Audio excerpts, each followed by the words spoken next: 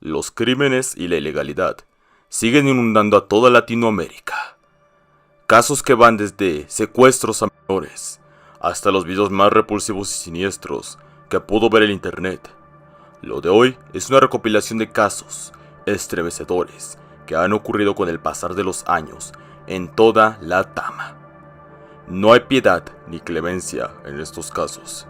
Simplemente son obras de monstruos cuya alma ya está podrida.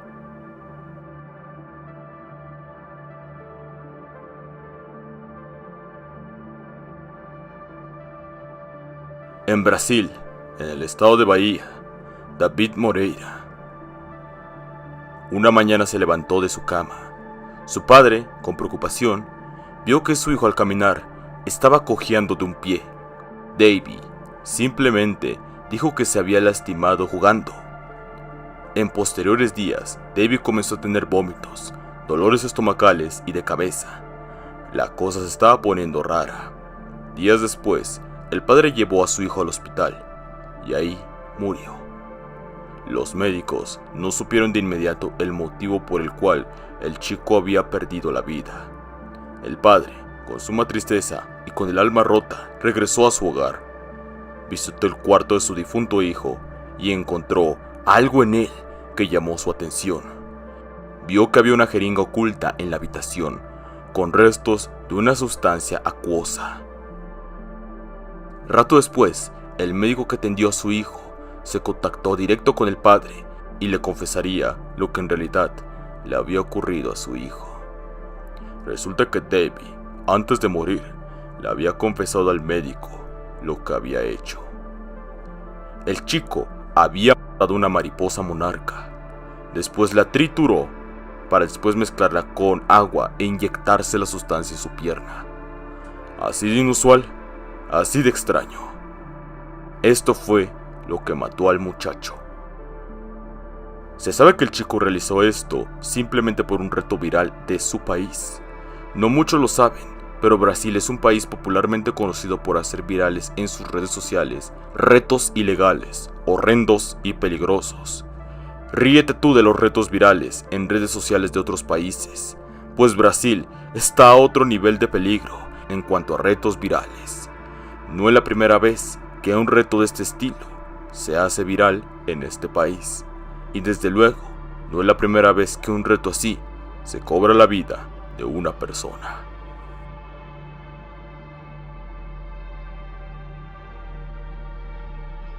Imagen, ey, imagen, mira, esta tiene una onda aquí dentro, imagen. Ay, me mordió el dedo, imagen, me mordió el dedo. El video empieza así.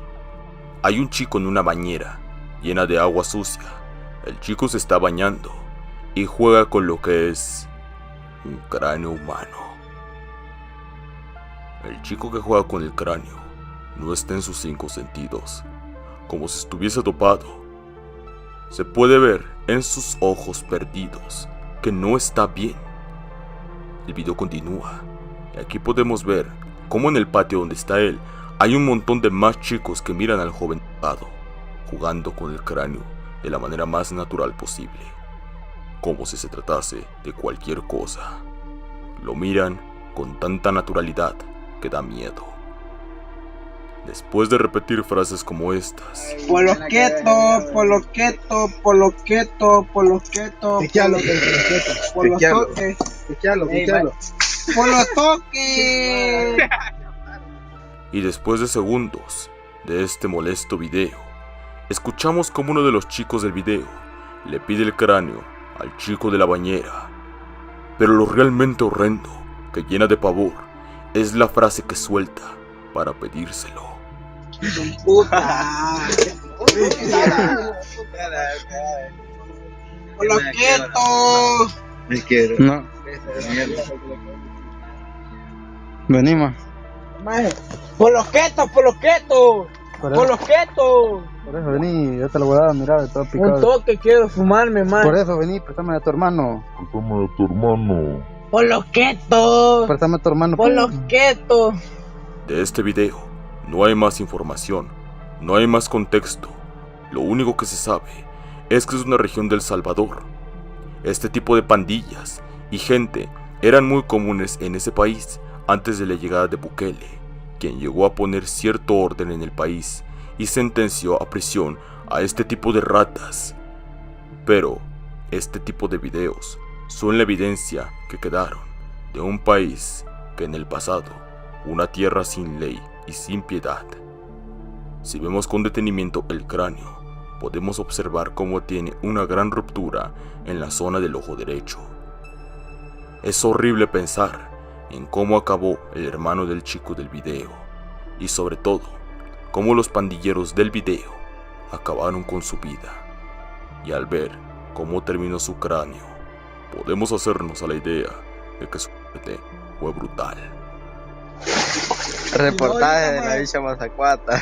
Ahorita se va a parar el diablo, hijo de puta, y va a salir aquí, mira, ¿no quieres ir? No, más no pidió clemencia, ¿va? No, man, no pidió clemencia. ¿Cómo no? Decía que tenía hijo. El tipo dijo, vaya, le voy a decir la verdad. Y todo, y no dijo nada. Yo solo me acuerdo que decía, espérate, me voy a quitar el chorro. Que lo vas a enchucar, me dijo. La camisa.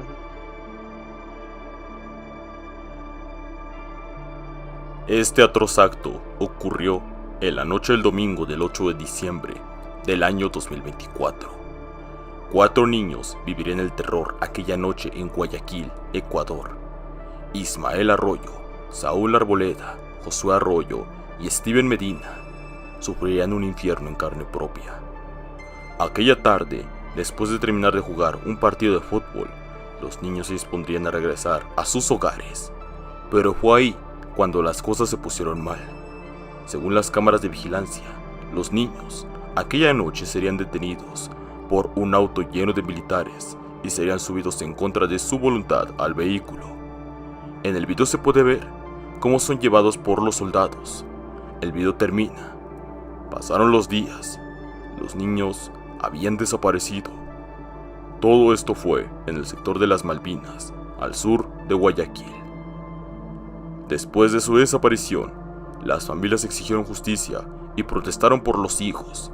La investigación avanzaría de manera muy lenta, a pesar de tener en su poder un video donde se podía observar en carne propia a los responsables.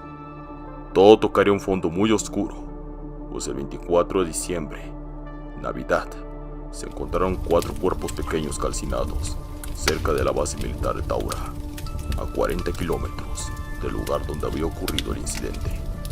Más tarde, se sabría que aquellos cuerpos quemados eran de los niños desaparecidos. En cuanto este escabroso suceso llegó a oídos de la gente, el país entero se indignó. Se exigió justicia y la investigación para castigar a los responsables. Se declararon al final a 16 militares como los acusados y se les sentenció a prisión. Según los militares, habían detenido a los niños por varios reportes de gente de supuestos robos en la zona, y los niños eran los sospechosos principales. Según ellos, solo les pidieron sus documentos a los niños para que se pudiesen identificar, pero los menores se negaron a entregarlos, y por ende fueron llevados. Después fueron liberados sin daño alguno. Los militares en ningún momento siguieron el protocolo de procesos, y los chicos nunca fueron entregados a la policía. Al menos, eso cuentan los militares, pues no existe un documento oficial que respalde su relato. Y solamente tenemos como evidencia el testimonio de los militares. Lo que es verdad es que tenemos a 4 niños calcinados y a un grupo de militares que fueron los últimos en verlos. La situación en ciudades como Guayaquil ha empeorado de manera gradual debido a las múltiples bandas delictivas de la zona, por lo que la actividad militar ha aumentado. Esto ha provocado múltiples casos de abusos de militares a la población. Ya son muchas las denuncias de abusos de militares a gente. La desaparición y asesinato de los niños ha dejado en evidencia la terrible situación de este país y ha dejado bajo el foco el terrible abuso de las autoridades en esta zona.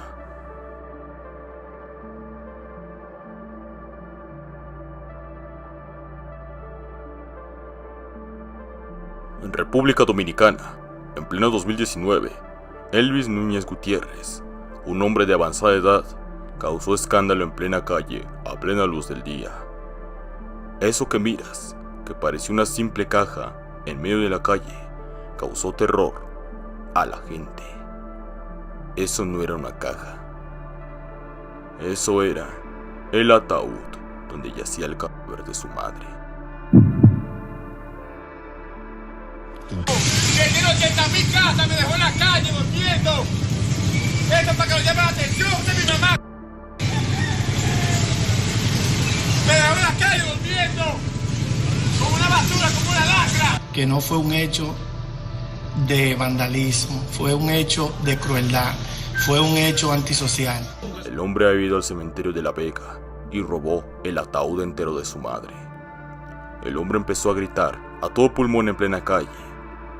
Resulta que esta profanación la había hecho en modo de venganza, ya que según el hombre, su madre en vida tuvo muchas riquezas y casas, y que a él simplemente lo dejó en la calle. Rápidamente, las personas que vieron la escena llamaron a las autoridades y procedieron a detenerlo de inmediato. Tras varios días de investigación, se supo que ese cadáver que salía en la grabación ni siquiera era el verdadero cuerpo de su madre.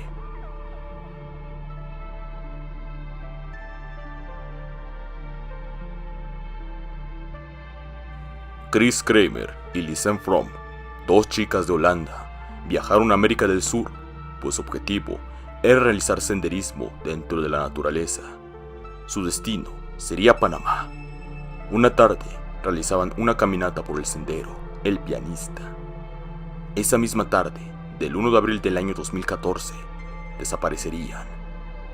2 días después, el 3 de abril, fue cuando se reportó la desaparición y sonaron las alarmas para iniciar la búsqueda. Días después, una mujer nativa reportaría haber encontrado a la orilla de un lago una de las mochilas de las chicas holandesas. Sin embargo, días antes, las autoridades que habían peinado esa zona no habían encontrado ninguna mochila y no habían visto nada similar ahí. Se supo después que la mochila presentó signos de haber sido arrastrada por el río, por lo que así se podría explicar cómo terminó ahí. Este hallazgo confirmó que las holandesas sí se habían adentrado en el sendero del pianista. La mochila traía dentro algunos objetos personales de ambas. Lo más relevante, una cámara y un teléfono, en el que había un registro de que la última llamada había sido al 112, un número de emergencia, lo que significaba que algo muy malo estaba pasándole a las chicas.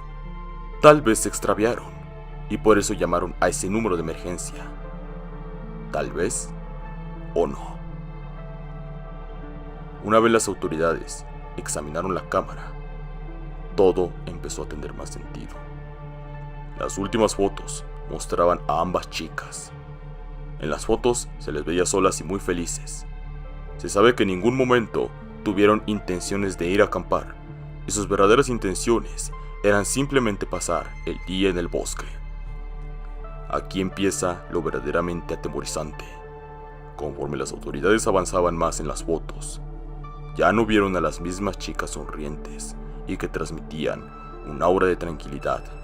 En las fotos, ahora transmitían un rostro de miedo. Conforme más avanzaban, más extrañas se ponían las fotos. Llegó un punto en el que ya no salían ellas en dichas fotografías. En lugar de ellas, se veían fotos confusas del bosque de noche. En algunas fotos salían objetos personales de las chicas al azar, tirados allí en el bosque. El verdadero problema, y lo más horrible, era la fotografía final. En ella se podía ver la cabeza de Kramer con sangre seca en la frente, en la sien. Se dieron pie a más investigaciones, donde se empezaron a encontrar restos de ropa de las chicas en varias partes del bosque. En una de las expediciones, algo de lo más misterioso que se encontró fueron los pantalones de una de ellas, pero estos están perfectamente doblados en medio del bosque. Tiempo después, un turista encontrará restos óseos en el bosque, Después de ser examinados, se supo que aquellos restos óseos eran de ambas chicas desaparecidas.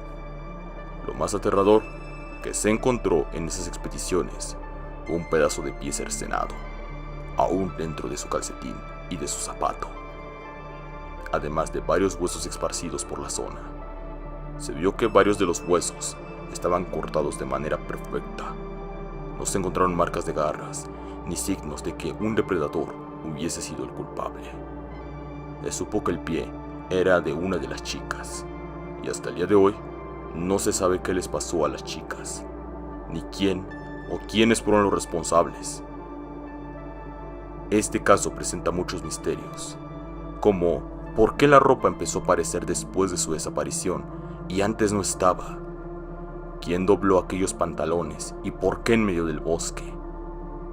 ¿Quién buscó específicamente a estas dos chicas para hacerles tanto daño?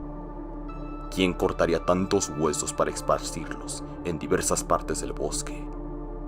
Algo es verdad, y es que quién o quiénes asesinaron a estas chicas lo hicieron con tanto odio y con un fin tan macabro. ¿Por qué ellas? ¿Por qué de esa manera? Quizá de este video sea del caso que menos información tengamos.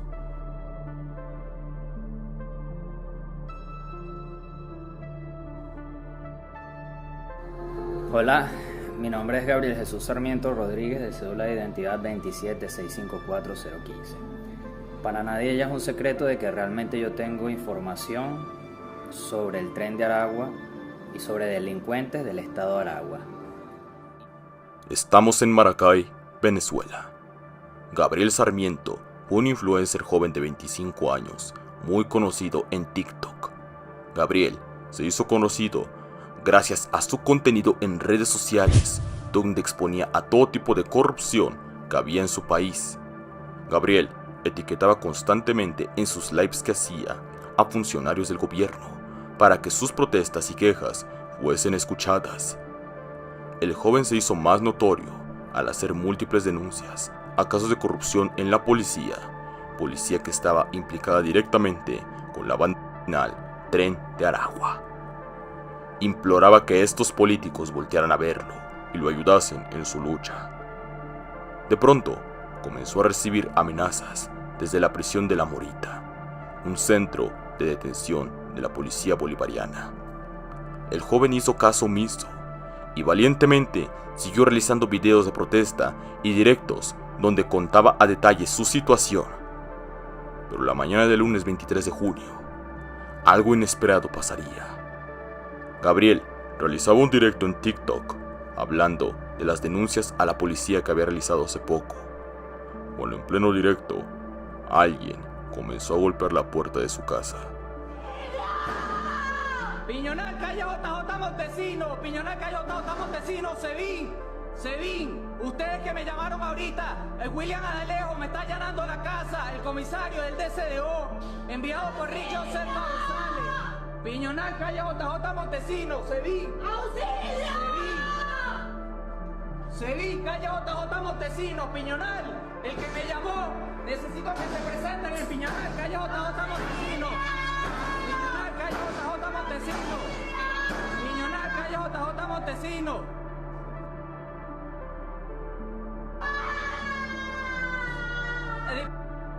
Me disparó.